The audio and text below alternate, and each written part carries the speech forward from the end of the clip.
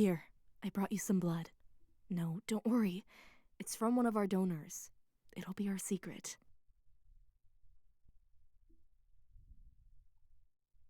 When Mikkelsen turned me, I felt a loss. There was so much sadness. Ever since then, I've wondered if I lost my soul. The soul? We're immortal. You shouldn't worry about that. We're probably too bad anyways. We've known each other for a while. I know it sounds weird, but Damien respects you. He has one hell of a way of showing it. I think he's afraid. No one knows what'll happen next. It's important that you stay with us. Just make Johnny a vampire, then I can convince Damien to turn the twins. We'll have power then. Enough to stop anyone. That's just as bad as him! We're not supposed to change that many vampires in a generation! Mikkelsen told me Damien got a pass before, since he didn't know about the code. But there's no excuse now! Then I guess you'd have to ignore the code for us. This is about survival. I know Damien can be a jerk sometimes, but he's right with this one. The skulls are with him. She closed the door, and Mark was alone again, surrounded by darkness. Time passed. His wounds slightly healed. He distracted himself by listening to the thrumming music of the rock concerts overhead. He didn't know how the House of Skulls could be so cold. How could they play, party, and pretend everything was normal, even though there was a vampire suffering 2 stories below? As Mark was lost in his own thoughts, Damien entered the room. The light flowing into the cell from the stairwell was blinding, and thankfully, Damien didn't bother to turn on the lights overhead. Mark knew that he could see well in the dark, and although Mark was spent, he could also still see him. Damien grabbed Mark's ear and frowned. Become human? That's just an excuse and you know it. Your society just died. Why are you so desperate to join them? I don't understand. You'll destroy your bloodline. You're the last one of your family. What does my family have to do with this? The professor's progenitor chose to be reborn as a human. So insanity is a family disease. There are so few vampires in America. With the loss of the society. Mark then understood. They'd lost too many Colorado vampires with the fire. His reason to keep Mark alive against his will was a simple one. To keep the number of vampires. The survival of the species. You miss the Society of the Arts, don't you? You've gone crazy after your family died. I understand. If anything happened to the House of Skulls, I'd go crazy too. But you don't have to try and kill yourself. Don't give up on life. I don't think you get it. I'm not trying to kill myself to be with them. I'm not an idiot. Holy water burns like fire. I tried to enter a church one day. If you believe it's safe, baptism turns believing vampires into humans. It's true. Mikkelsen's sire did it. I want to be a human again. This is real. I'm trying to save my soul. Think about it. If baptism is the way to become human again, then that means vampirism does something to the soul. Being like this is wrong. No, I don't believe you. We don't have to stay this way. You can be human again. Didn't Ricky force you to become a vampire when... He punched Mark in the gut. Mark doubled over, coughing. Don't ever mention him. Shut up! He stormed out of the cell and left Mark again, alone in the darkness.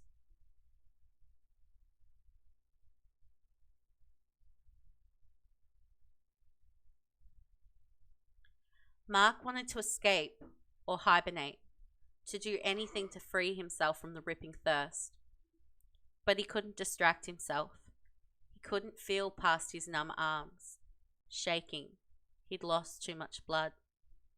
Blood was the only thought in his mind. That and the dark.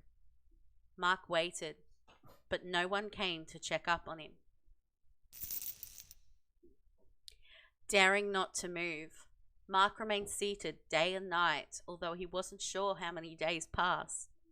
Whenever he leaned forwards, the chains wrapped around his body tightened and broke into his wounds. A burning need for blood made him twitch and squirm against the restraints. Bloodlust was slowly driving him crazy. Did someone whisper nearby? No one was there. Mark gave up calling out.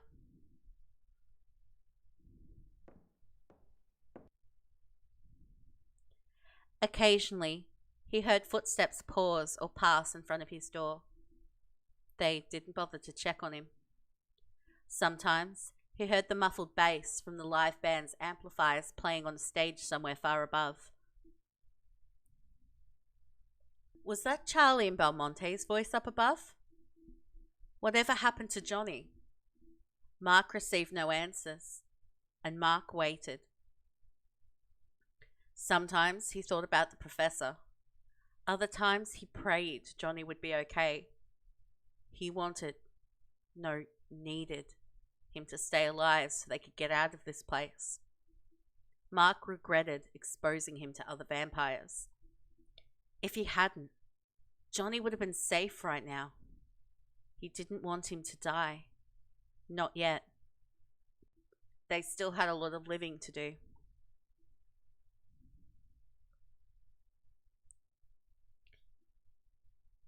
Isolated with his thoughts, when he could focus, he spent them on God and how he could save his soul. He had to escape. Bloodlust distracted him, but he tried to keep his mind sane. Silently, he sat waiting, trusting. Something would happen, and he wouldn't be locked in a dark basement for an eternity.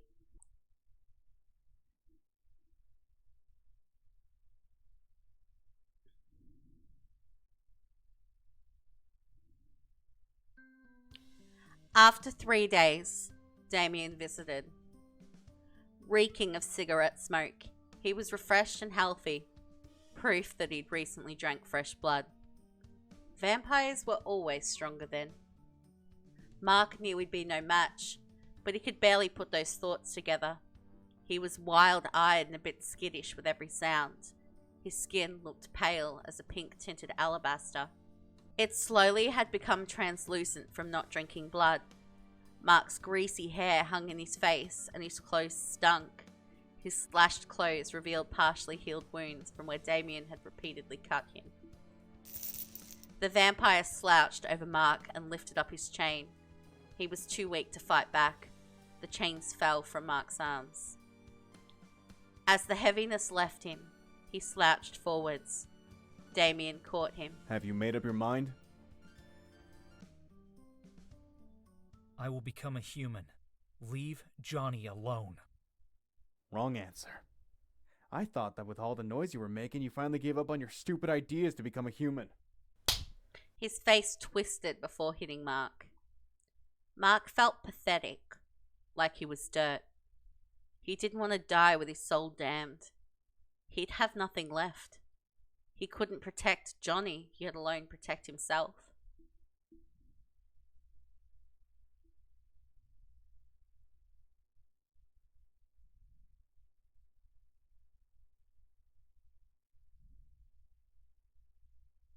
This is stupid. What the hell do you think you're doing? Excuse me?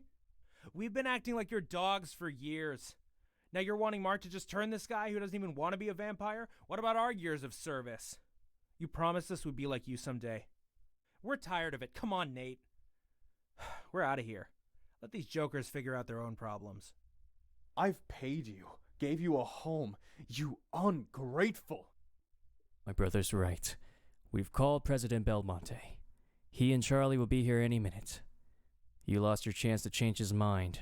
Get over it. Damien looked as though he'd been slapped. His mouth hung open. Nate untied Mark. With his last burst of energy, Mark pushed Damien against the wall. Hurry, you guys! Run away! Johnny hesitated, but Kyle grabbed his wrist and they ran outside. Mark followed them. It's over. He quickly climbed the stairs 2 at a time. You got us into this mess. You better fix this. Not yet. It isn't over yet. He sprinted, catching up, his fangs extended as he ran. Slamming open the doors of the nightclub, Damien ran outside and into the overcast alleyway. He missed Belmonte hollering at him. His eyes were trained on Mark. You can't run away! He shouted towards where Mark, Kyle, Nate, and Johnny stood across the street. Sliding, he left over a haggard homeless man. The same homeless man who waited in the background. The same homeless man who mumbled to himself day after day, clinging to his holy water and his steak. The one that stalked the campus at night, whom eyed everyone suspiciously.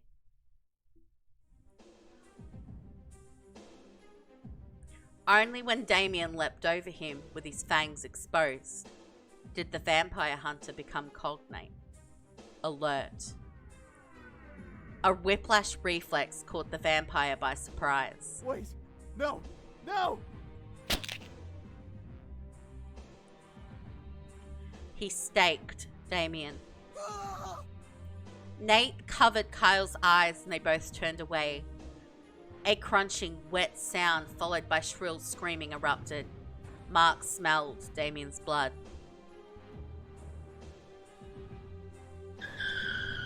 Belmonte's car rolled alongside them.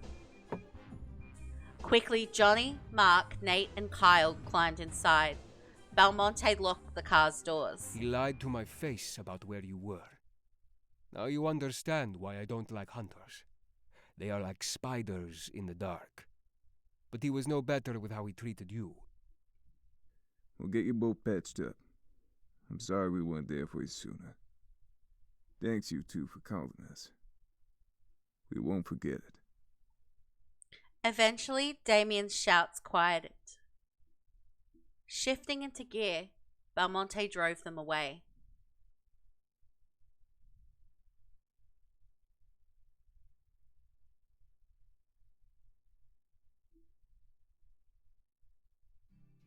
You'll be safe here. It's over now. We changed the locks and that goth wouldn't dare come back. Are you sure you wouldn't want to return to my home? You're always welcome. Thanks, but I think we need to be around what's normal for us. The old mansion reminded Mark of what he planned to leave behind. He wanted Johnny to recuperate. Although no longer a kid, he'd been through too much in his short life. Mark hoped he could move on from this trauma. The professor had been right. It was dangerous for any human to hang out with vampires. For the moment, being somewhere quiet and familiar was the wisest choice. Thank God they'd escaped that place. If you don't mind, I'll sleep here on the couch until both of you are doing a bit better.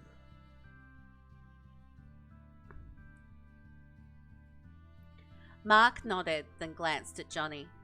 The young man looked happy, but awful. Bruises covered his face and bite marks peppered his arms. Mark wondered how badly the rest of his torso was damaged. Mark flinched at the red rope burn around his wrists. I'm alright, really. But are you okay? Damien told me that you were going to go mad if you stayed awake and didn't drink blood. Yeah, I'm making it. The blood the president gave me is really helping. I'm able to think again. Before, I wasn't sure if I could have told you where I was or who you were. Mark squeezed another plastic blood bag as he sucked on it. Red stained his lips. A bitter expression crossed Johnny's face. You don't look okay. You don't have any broken bones, do you? After rotating his shoulders one by one, Johnny kicked his legs a few times. No, everything's fine. I'm sore, but I'll live. I guess living on the streets toughened me up. We made it, didn't we? We did, kid. Belmonte, Charlie, thank you again for coming. Just how in the world did you find us? You'd no idea what I was thinking when I heard your voice and then realized you'd left. I was about to give up. But you didn't. I tried calling you, but when you didn't answer after a few days, I got worried and checked on you. That's when we knew you were missing. Get some sleep. I think you both have gone through enough to last a lifetime. You're safe now. Now, this may sound strange, but I think I understand Damien. He didn't want to lose any more vampires, and he wanted to grow his own group. But what he did was wrong. I wouldn't be surprised if he wanted you specifically because Mikkelsen took his friend from him. In his world, that'd be the perfect payback. Puffy towels were laid on a table. Next to them was a bucket of foul-smelling ooze. Here is a robe. Slippers are tucked inside the towels. Mark ran his hand through the goo. What's this stuff? It is an old American tribal recipe that is good for cuts, burns, etc. I learned it from some New Mexican natives in the 19th century. It's cactus, aloe vera, herbs. I've added some cucumber to the recipe. Some of your swelling has gone down, but this will help speed the process. So how do I use this alien vomit? Just lie in the tub, cover yourself in it, and fall asleep. Your healing process and the fresh blood will take care of the rest. The treatment smelled bad and it felt like slime. Mark eventually was lulled into a restful sleep, the first one he'd had in weeks. Eventually, he woke up. At first, it was dark in the bathroom. He panicked, then the goop squished. He looked at his arms and saw he healed. After a shower, he returned to the living room. It's time I made a decision, guys. I'm sick of all this. I feel that getting kidnapped was my fault. If I had made a decision about my life sooner, this would have never happened. No, it wasn't your fault. I don't blame you for what happened. You shouldn't blame yourself. No, listen to me. I've been puttering along in this vampire world. I need to make a choice with my life. I should care about my soul. If we really do risk our souls when we become a vampire, Professor Mikkelsen should have never changed me. It was selfish. Wrong. I need to make this right and correct the mistake I made when I said yes. As soon as I can, I want to become a human again. Mark didn't miss the pained expression that crossed Belmonte's face. It's a risk. I don't want to lose you too, but I will respect your decision.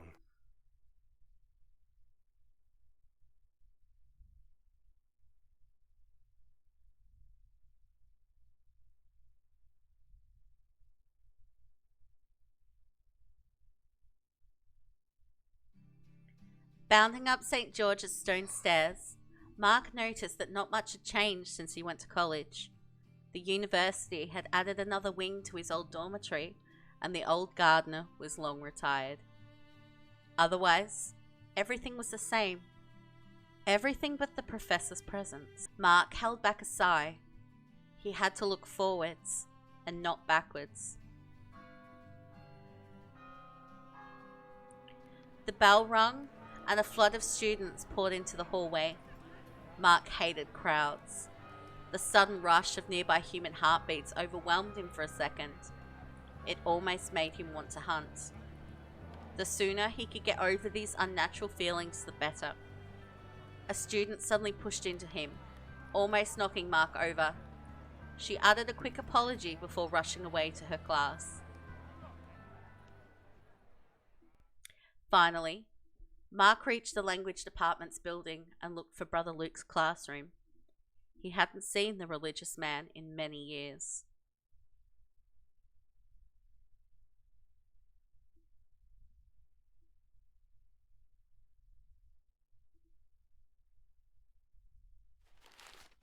Brother Luke looked through a stack of papers as Mark walked into the lecture hall. He had salt and pepper hair peeking beneath his cowl. There were faint lines forming next to his eyes. The echoes in his face of jolly laughter framed his lips.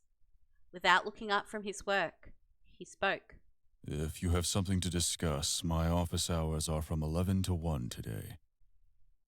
I called you earlier. It's me, Mark Delaware. Lord help us. I knew that you said on the phone that you're one of my former students, but I couldn't remember who you were. I recognized you. It has been years. You haven't changed. You look exactly the same. You've become like Mickelson, haven't you? What do you want with me?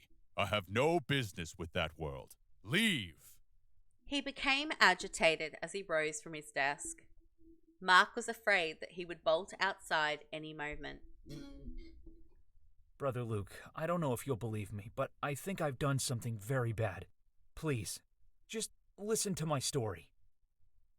With those words, Mark launched into revealing his truth and confessed he wanted to be baptized because he'd been on the wrong path his entire life. Well, if you've never been baptized, that is something the church can fix. I know that it can help your soul. Do you believe in God? Huh. Mark didn't expect him to be so open-minded. Mark wasn't a religious person before, yet this brother was willing to baptize him. I didn't believe in God at first, but I do now. There's something out there, a connection he makes with people. I want that too in my life. The fact that I can't feel that, the fact I've felt dead inside all these years, I can't shake it. He smiled and gave him a hug. As his arms tightened, Mark couldn't believe he did so. He knew Mark was a vampire. Mark never thought he'd feel welcomed by another person outside of the vampire world. His non-judgmental action made Mark cry, and he wept in joy and relief.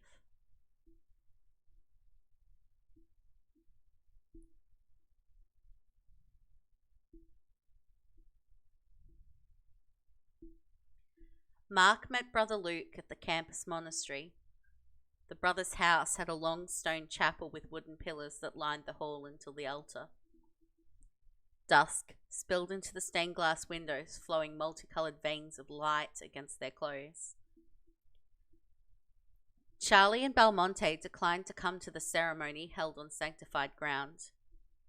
Seeing the ceremony would have been painful to them in more ways than one.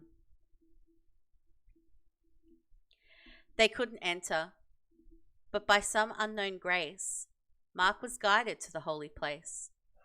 Brother Luke prayed over him before they both entered inside. He then remembered what he'd learnt through Sir Garnier and how it was his faith that gave him the strength to endure. He thought about Mickelson's words about how vampires rejected the Creator's plan for them. If so, no wonder why they turned away from religious objects. Brother Luke waited for Mark by the large baptism font, located at the back of the chapel. Mark was a little nervous until he saw Johnny waving from a pew. He gave Mark an encouraging smile. Johnny, thankfully, never became a vampire, never risked his soul. It could have been so easy for him to have said, "Mark, I want to be a vampire." And Mark would have done it. He would have given that young man anything. He was the closest person he had to a son, but their relationship was much more. They were best friends. Now Johnny could witness another phase in his life. There was a quiet power thrumming in the church. Mark smiled. Is this what they called the presence of God? It was peaceful. He wondered why he hadn't stopped himself to notice these small things before. The distractions in life became an excuse. However, he couldn't regret his past. He had only his future now. The brother motioned him forwards. Following his instructions, Mark knelt opposite of the shallow basin of water. Closing his eyes, Mark braced himself. The large crucifix high overhead didn't repel him. But what would holy water do? Johnny leaned forwards in concern. It's okay. God knows why I'm here. Are you ready?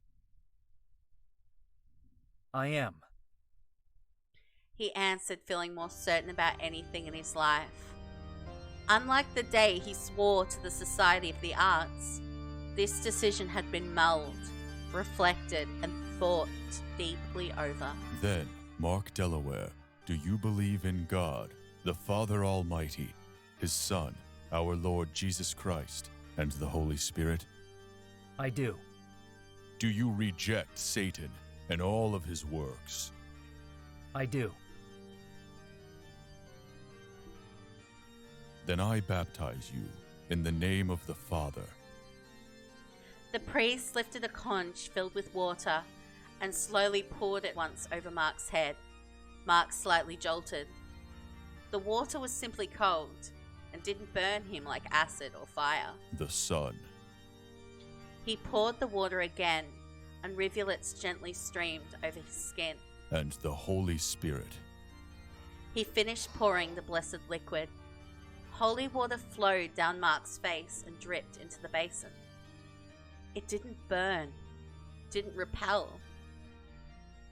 It welcomed him. Amen. Mark stood in the shallow water, but didn't feel any different. Suddenly, he felt the Spirit of God enter his body. It wasn't a possession, but rather a caress. With it, life filled his chest again.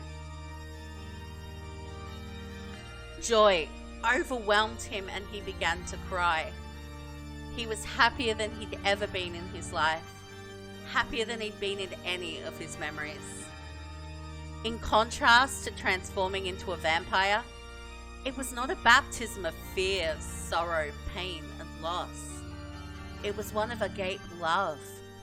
In fact, it was as if this new joy erased any sadness that came with that experience.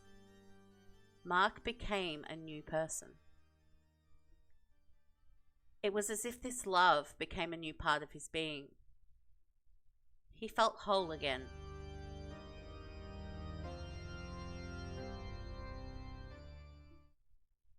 Mark, your skin. Johnny was the first one to notice. Mark's pale skin began to pinken. His sensitive hearing became more muffled, like an average person's. But while the sense faded, he heard his heart speed up to the beat of any normal human heart. Pressing his thumb to his incisor, he felt for canine teeth. He tried extending his fangs. They wouldn't come out. He tried again. Nothing. Human again. Normal again. There was such freedom, such relief. The Catholic priest shook his hand and congratulated him on becoming a Christian. Mark left the church shocked with the miracle that occurred.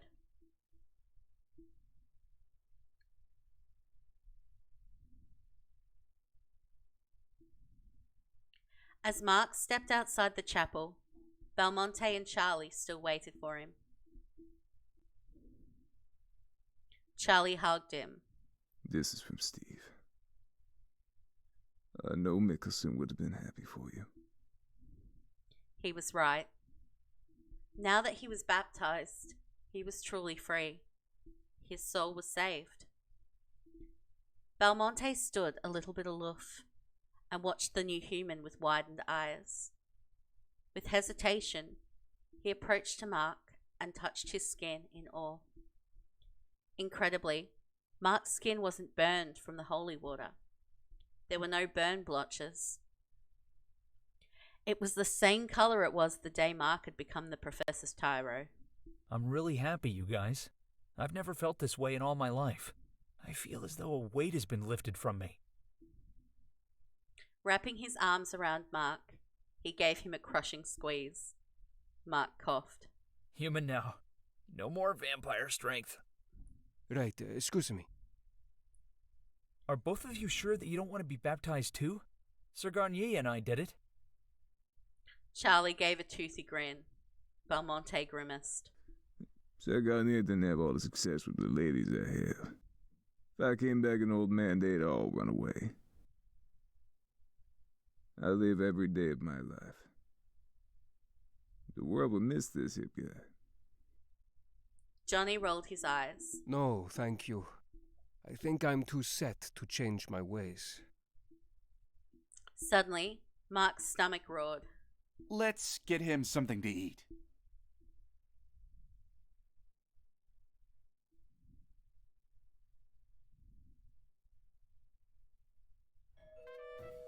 Sitting in the hole-in-the-wall restaurant, Mark was surprised that the old place was still standing.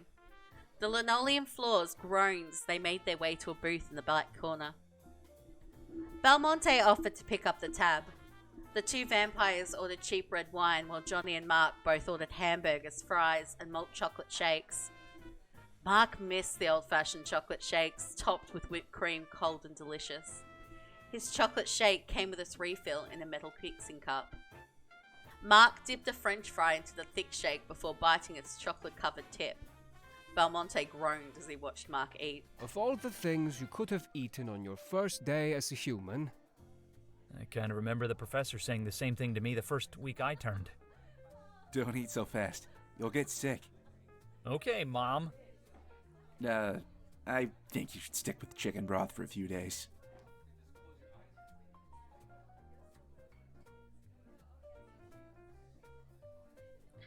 Suddenly, his stomach felt strange. Great.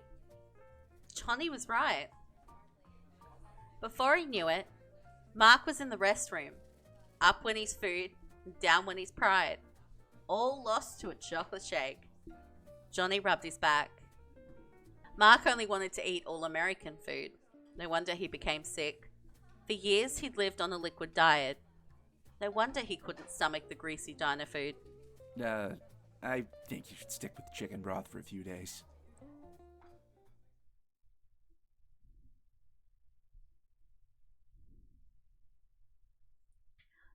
Johnny was true to his suggestion. Mark was drinking canned chicken broth for several days. He hated the cloudy liquid. It was salty and watery compared to the rich blood he'd been drinking. Food didn't give the same satisfaction that blood gave to a vampire. Determined to build a stronger stomach so he didn't have to live on canned soup, Mark persisted. His body felt weaker, but his spirit never felt so alive. Stepping out at dawn, Mark felt the sun on his skin. Its warmth wrapped him like a blanket. It felt so good. It didn't weaken him or hurt his eyes. This is what he missed. He walked into the restroom and glanced at the mirror. He hollered. What is it? He slid into the room. Mark stared at his face and palmed his hair. Grey hairs. They were appearing, multiplying. His face slowly began to look a little worn as fine lines slowly appeared around his eyes and mouth. I'm old. That's what's wrong. Big deal if you have some gray hairs. You're not old. You look the right age, and pretty good for it. This is what being 38 is supposed to look like. At least I think that's what it's supposed to look like. I've never been 38, so I wouldn't know. That's not funny. What if I suddenly dry up like that vampire knight? His knees weakened. Oh shit, you're serious, aren't you? Get a hold of yourself. You knew that there was a chance you could die if you became human again, but you and I both know that you won't. You're too tough for that. You don't feel like you'll keel over, do you? Shut up. Johnny was right. Mark was overreacting. He looked at the mirror again. Yeah, he looked pretty good for his age. No sun damage, because vampires hate the sun. And if he changed his mind and wanted to get a tan, now he could. He could do so many things he couldn't before. He was given a second chance at life, and he was going to take it.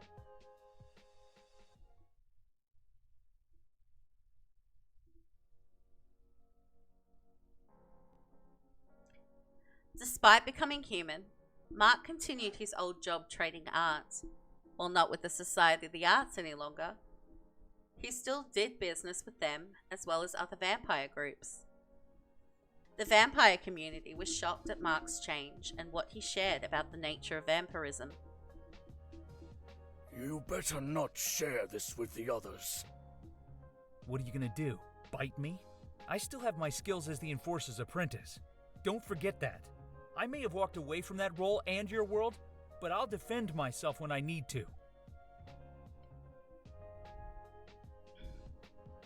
That usually shut up the naysayers. You mean we lose our souls with the transformation? Oh, that's disturbing. I'm glad you told me, child. I'm not a child. I'm 38 now. You'll always be younger to me. But you've given me something to think about. What you say may be true. You're the evidence for it. What an amazing story. I may never bring someone into our world again. You know how I favor the natural balance. I appreciate your candor.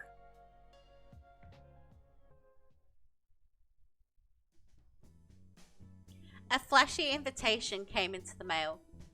Like many other fine art events, Mark was always one of the first to get an invitation. There were perks to being an art dealer. Mark was curious about it. It had been a while since he had gone for an art festival. In the grassy front of the museum, there were tents displaying all manner of printed works.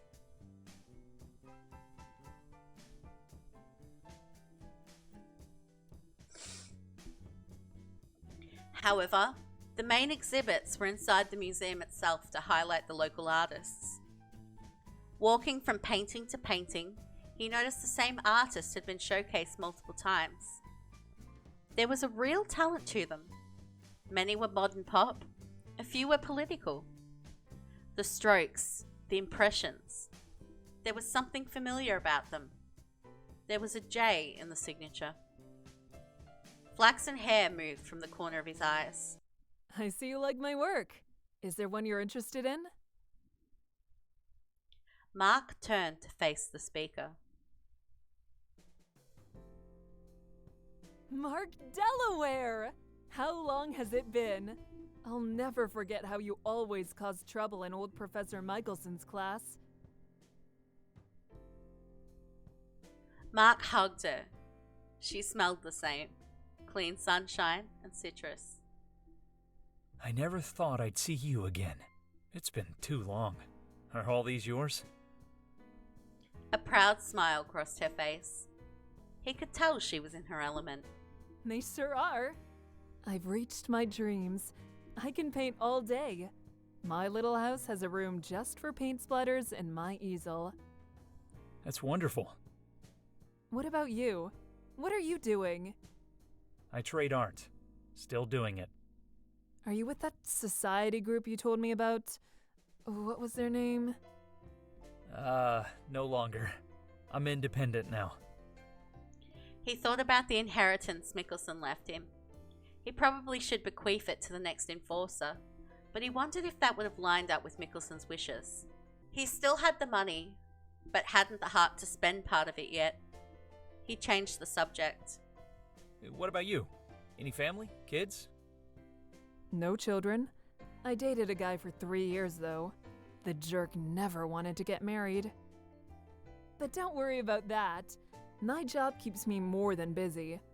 What about you? You found someone, right? I mean, in school you were always with someone. He grimaced. Oh, no. Mark hoped she wasn't thinking about their breakup. But she was right. How often he dated people. He never had a serious relationship. Then again, becoming a vampire after college ruined any chance for love. No, I'm still single.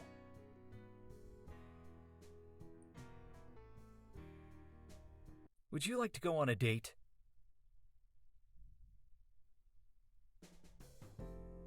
Mark was nervous, but he didn't have to worry. She said yes. Soon, they were laughing and talking about their old college days. They talked about the professor and the time they spent cramming for his classes. She mentioned her art classes and how she was thankful she never quit. Another evening, he took her out for dinner. After a few dates, he met her friends. After getting grilled with questions, he had to fight for time to talk with Jody. However, soon he'd won over those protective ladies. Mark had forgotten how much fun it was to hang out with his friends. They laughed until their sides hurt. They went on adventures, visited quaint Rocky Mountain towns, skied on soft snow in quiet resorts, and laid on the hillside to watch the stars. As Mark learned about the woman Jody became, he admired her. He respected her risks in her life, and soon he realized that he was completely in love with her. She was mature, kind, and a good friend. Days when he couldn't see her, he had to call. Johnny teased Mark about falling in love, but he was genuinely happy for him. Jody met Johnny and was impressed Mark had adopted a teenager. She immediately accepted him as Mark's family. Johnny loved her for that. Before long, Mark realized that he wanted to spend every day with her. He was in love, and he wanted her to feel the same.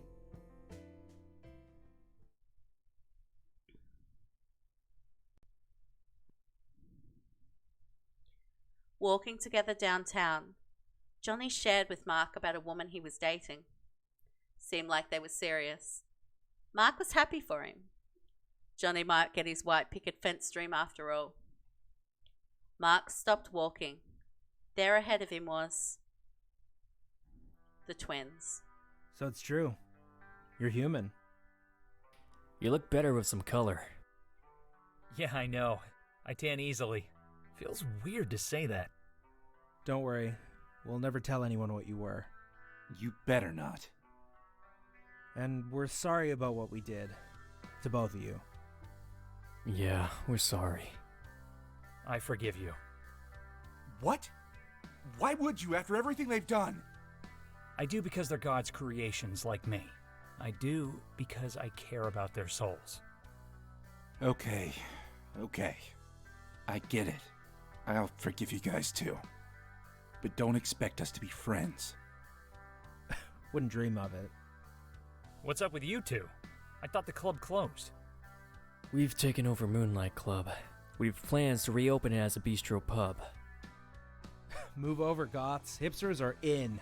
That was my idea. Nate groaned.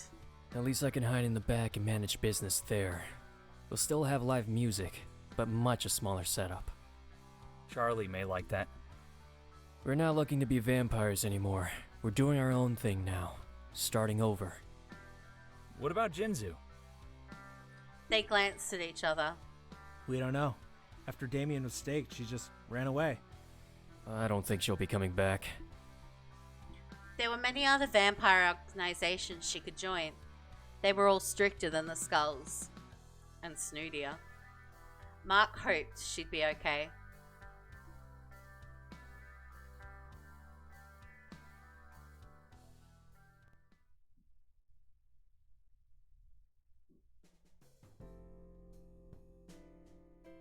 Leaning over the soft glowing votive that separated them, Mark thought about whether he should tell Jody about his past. Would she still accept him if he did? He wanted to ask her to marry him, but this secret felt like a weight on his heart. Well, if she's going to be his wife, he should tell her the truth. Jody, there's something I need to tell you. It's about something I did in college. His throat stuck. He couldn't believe the horrible truth he'd reveal.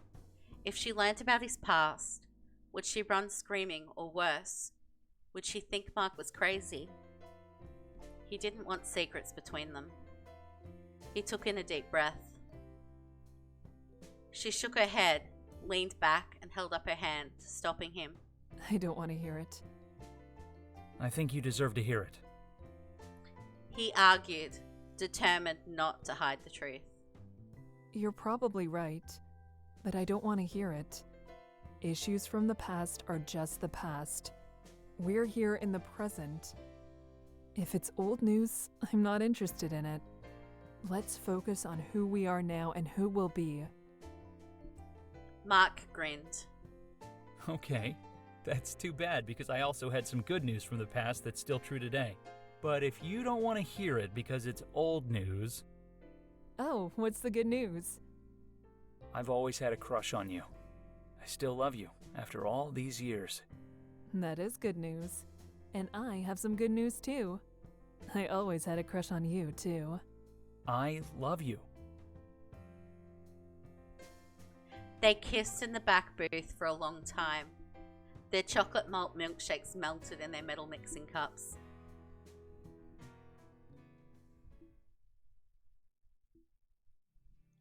It's strange how life changes.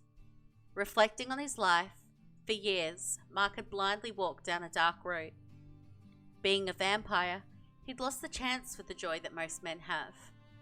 Because of God's blessing, he was freed from that. Not even a longer life was worth missing out on having a family. Jody and Mark had a quiet wedding with only their closest friends and relatives. Brother Luke officiated. Johnny was Mark's best man, and before Mark knew it, he was off to his honeymoon in sunny Cancun, Mexico. Johnny left Colorado and later became a stockbroker in New York City. In only 15 years, he earned all the wealth he could ever want, and he found true love. He married a kindergarten school teacher he met at a bookstore. They brought a summer home down the road from Mark's house. His son and daughter played with Mark's children. A proud smile would break across Mark's face when his kids called his best friend Uncle Johnny. Johnny, the former orphan, finally had a family. Actually, 2 families, his and Mark's. When Johnny retired, the couple decided to retire to their Colorado home. Jody and Mark were happy, and they wouldn't have traded their life for anything else.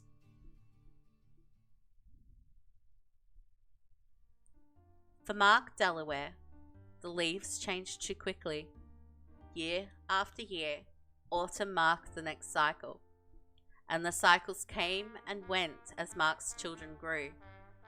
Then his children had their own children, and he became a grandfather. He started to notice the signs of old age, feeling the weather in his aging joints, squinting to see, hearing muffled noises instead of crisp sounds. As age does, his body was wearing down. He had a habit of wearing his glasses around his neck while at home, then wondering where he'd place them. A stiff, hobbling gait marked his walk. Belmonte noticed this difficulty and gave him a cane for his 70th birthday. The walking cane, with its delicately engraved leaf patterns, had been part of his family for generations. Mark appreciated the sentiment, and his wife, always the artist, thought that it was a masterpiece. But beyond short conversations, Mark didn't see Belmonte or Charlie. His wrinkled face and slower moments were painful reminders of his mortality. Meanwhile, the vampire friends remained unchanged. Mark noticed the hurt in their eyes.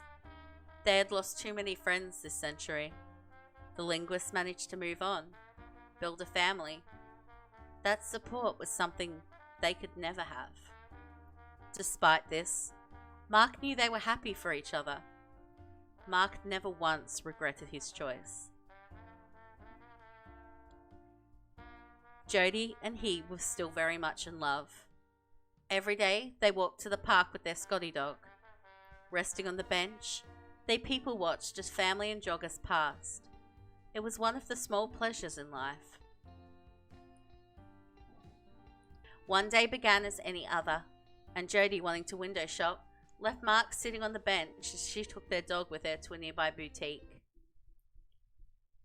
As soon as she crossed the street, a young man came and sat on the opposite side of the shade-covered park bench. Something about the guy felt strange to Mark. The old man shifted uncomfortably and tried not to stare at the well-dressed man. He looked out of place in the park with the happy joggers and young families. The young man shifted his thick eye-lined eyes to the old man. Hello, Mark. Grabbing at his heart, Mark suddenly leaned forward as bitter memories flooded his mind. His chest began to tighten. Hey, you're not gonna suddenly keel over on me, are you? The vampire smiled. Mark knew that he could hear his old heart leap at his words. I've nothing to do with you or your world anymore. I hope you're not here to cause trouble. The rasped words spilled from his lips as he pulled himself as upright as he could. Weakness would be what that SOB would want. After my experience with Ricky, you've no idea how much I missed the life. Hibernating felt like a death. But I am reborn into this new world. But don't worry, I won't be too bad. This time. And how is Jinzu? She's tougher than me. She's happy. I'm surprised you haven't gone senile. You can still remember our names. What are you now, 80? Mark glared at him. He wasn't going to give the vampire the pleasure of a comeback, although he knew that Damien was the one that was actually 80 years old. What, I can't remember our age? I just wanted to say hi to an old friend. I wouldn't call us friends. I can't blame you for saying that. Ricky mentioned you asked about me. I was surprised.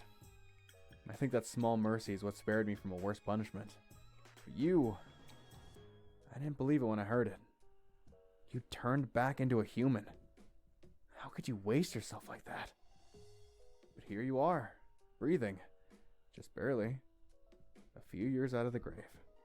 Damien stared ahead. After a moment, he spoke. Are you happy? Mark was surprised by the soft tone of his voice, and it suddenly hit him. The question Damien had been asking himself all along. I'm happier than I've ever been. Being baptized was worth it. I have no regrets. It's too late for me. It's never late. The soul's forever. I guess I'm not quite ready to change. Too bad you never made your orphan a Tyro. He would have made a good vamp. But now he's just another old fart like you.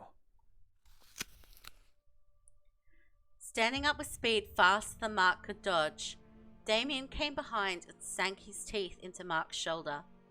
Mark trashed against the bench, trying to push away his attacker's inhuman strength. Thoughts flashed through Mark's head. Was he going to finish what he'd started? Would he kill him and his wife? He felt helpless. Pulling at Mark's veins, Damien drank as though he kept the frail body in an unbreakable hold. Trembling, Mark's strength was sapped. His tired arms stopped struggling and fell limp against the bench. His eyes closed. His chin rested on his chest. Damien muttered as he tightened his grip and pushed his teeth deeper into the former vampire. You taste like you're human. Had to be sure. After this, we won't speak again. And he left, walking back into the shadows of the forest surrounding the park. The old man's body sagged on the bench in a seated position. After a while, Jody nudged Mark while their Scotty dog yapped beside her. She spoke near his ear. Wake up, sweetie.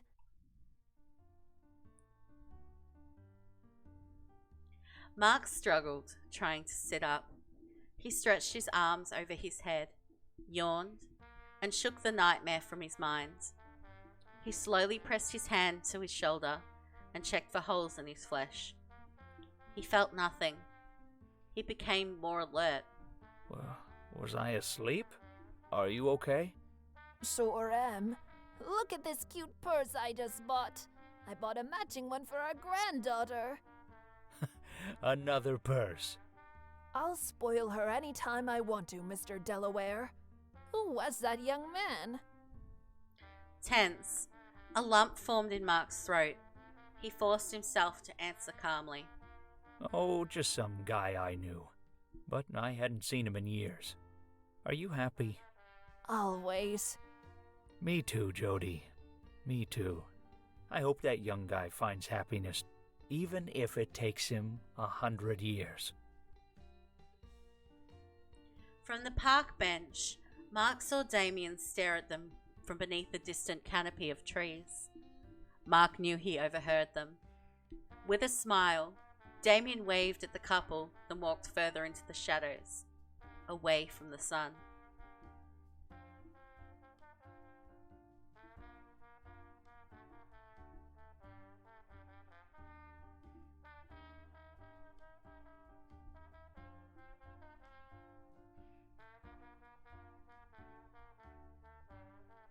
Dumb things on street, so many dumb things.